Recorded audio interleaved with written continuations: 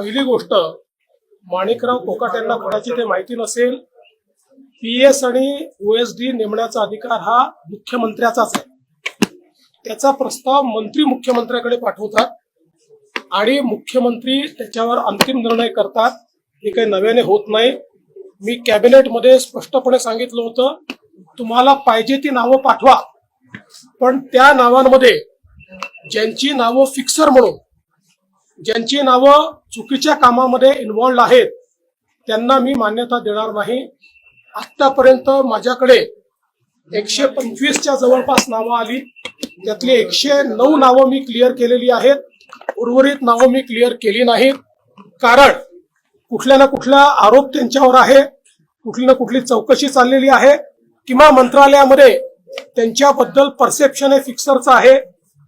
कोणी नाराज झालं तरीही मी अशाला मान्यता देणार नाही. काल माननीय देवेंद्र फडणवीस राज्याचे मुख्यमंत्री यांनी एका मंत्र्याला दम देताना सांगितलेलं आहे, पीए आणि ओएसडी नेमण्यासंदर्भात 16 जी यादी आली मंत्र्यांकडून, त्यातले 16 जण हे दलाल आणि फिक्सर होते. 16 जण दलाल आणि फिक्सर होते. माझं मुख्यमंत्र्यांना किंवा राज्याच्या मुख्य सचिवांना आव्हान आहे, कोणत्या मंत्र्याने आपला ओएसडी किंवा पीए म्हणून अशा फिक्सरची नावं पाठवली ती तुम्ही जाहीर करा. महाराष्ट्राच्या हितासाठी, in the interest of state, in the interest of public, की हे कोण फिक्सर आहेत आणि या फिक्सर किंवा दलाल पीए यांची जी नावं पाठवली, माझ्या माहितीप्रमाणे हे सर्व मंत्री हे शिंदे गटाचे आहेत, म्हणजे अमित शहाच्या पक्षाचे आहेत, हे त्यांच्याच पक्षाचे आहेत. शिंदेचा पक्ष अमित शहाचा पक्ष आहे. हे सगळे फिक्सरची जी नावं आहेत ही शिंदे गटाकडून, मंत्र्यांकडून गेलेली सगळं. तसं नसेल तर माननीय मुख्यमंत्र्यांनी किंवा राज्याचे जे प्रशासकीय प्रमुख आहेत त्यांनी ते जाहीर, मी नावं देईन ना, माझ्याकडे नावं 16 जणांची आहेत. 16च्या 16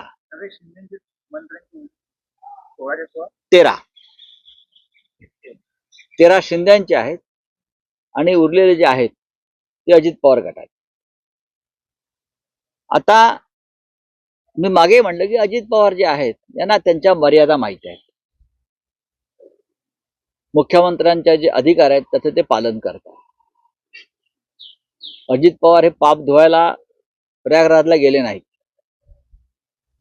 त्यांना माहिती आहे महाराष्ट्रामध्ये सुद्धा अनेक पवित्र नद्या, तीर्थस्थळं आहेत. काही लोकांनी इतकं पाप केलंय, गेल्या 2.5 वर्षात त्या पापाचा कडेलोट झाला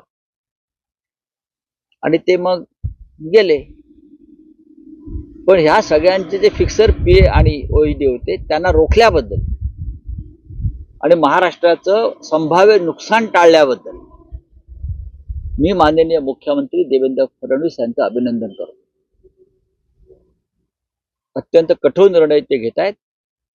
जरी आमच्यात राजकीय मतभेद असले तरी राज्याच्या हिताच्या घेतलेल्या अशा निर्णयांना आम्ही पाठिंबा देतो. पण राऊतसाहेब, यंदाचे मुख्यमंत्री देवेंद्र फडणवीस हे वेगळे पाहायला मिळतात. शिस्त लावण्याचा एकूण त्यांचा प्रयत्न दिसतो. मग ते आर्थिक नियोजन असेल, आर्थिक शिस्त संदर्भातली महाराष्ट्राला गेल्या 2.5-3 वर्षामध्ये जे घटनाबाह्य सरकार होतं त्या काळामध्ये महाराष्ट्रात आर्थिक अराजक माजवलं गेलं. म्हणजे 500 कोटीचं टेंडर असेल तर ते 5,000 कोटीपर्यंत वाढवायची कामं आणि त्याचे कंत्राटदाराकडून, ठेकेदाराकडून टेंडर निघण्याआधीच, वर्क ऑर्डर निघण्याआधीच 500 कोटी 600 कोटी घेऊन मोकळा व्हायचं. अशा सगळ्या कामांना राज्याचे विद्यमान मुख्यमंत्री देवेंद्र भाऊ फडणवीस यांनी स्थगिती दिल्याचं मला समजलं, आम्हाला समजलं.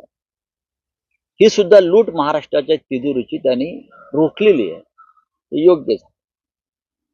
हा ठेकेदारीच्या भ्रष्टाचारातून मिळालेला पैसा आहे, हाच राजकारणामध्ये टाकायचा, त्यातून राजकारण करायचं. भ्रष्टाचाराचा पैसा राजकारणात, राजकारणातून परत भ्रष्टाचार, हे चक्र जर देवेंद्रजी थांबवायचा प्रयत्न करत असतील तर ते महाराष्ट्राच्या संदर्भात उत्तम काम करतात.